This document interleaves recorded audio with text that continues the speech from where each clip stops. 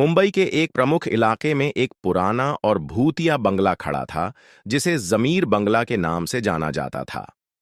यह बंगला कई दशकों से खाली था और आसपास के लोग इसका नाम सुनकर डर जाते थे। कहते थे कि यहां पर किसी बुरी आत्मा का वास है, जो रात के समय निकलती है और वहां आने वाले लोगों को अपना शिकार बनाती है। यह बंगला कभी एक बहुत ही सुंदर और आलीशान घर हुआ करता था, लेकिन एक दिन इस घर के मालिक जमीर साहब की रहस्यमय तरीके से मौत हो गई। उनके बाद से यह बंगला वीरान पड़ा रहा और लोग कहते थे कि जमीर साहब की आत्मा यहां रहती है, जो नफरत और बदला लेने के लिए हर रात बंगले में आती है। एक दिन मुंबई के एक छोटे से गांव से एक लड़का अरुण अपनी नौकरी के सिलसिले में मुंबई आया। उसे काम की वजह से जमीर बंगला के पास जाना पड़ा।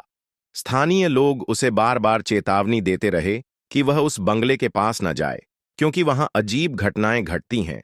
लेकिन अरुण को इन बातों पर विश्वास नहीं हुआ और वह बंगले के पास पहुंच ही गया। वह बंगला बेहद डरावना था। उसकी खिड़कियां टूट चुकी थीं, दीवारें उखड़ी हुई थीं और दरवाजे पूरी तरह से जंग से ढक गए थे। अरुण ने सोचा कि यह सब पुरानी चीजें हैं और वह बंगले में घुसने की कोशिश करने लगा। जैसे ही उसने बंगले का दरवाजा खोला, एक ठंडी हवा का झोंका उसे लगा और अंदर की गहरी अंधेरी खामोशी ने उसे घेर लिया। अरुण ने अपने मोबाइल की रोशनी जलाई और धीरे धीरे अंदर जाने लगा। जैसे ही वह अंदर पहुंचा, उसे ऐसा महसूस हुआ कि कोई उसे देख रहा है। कमरे की दीवारों पर छायाएं लहराती दिखीं और अचानक एक अजीब सी आवाज आई, तुम मेरे घर में क्यों आए हो? अरुण घबराया और उसने इधर उधर देखा, लेकिन कुछ नजर नहीं आया। वह समझ नहीं पा रहा था कि आवाज कहां से आई। उसने सोचा शायद यह उसकी कल्पना है और फिर वह आगे बढ़ने लगा।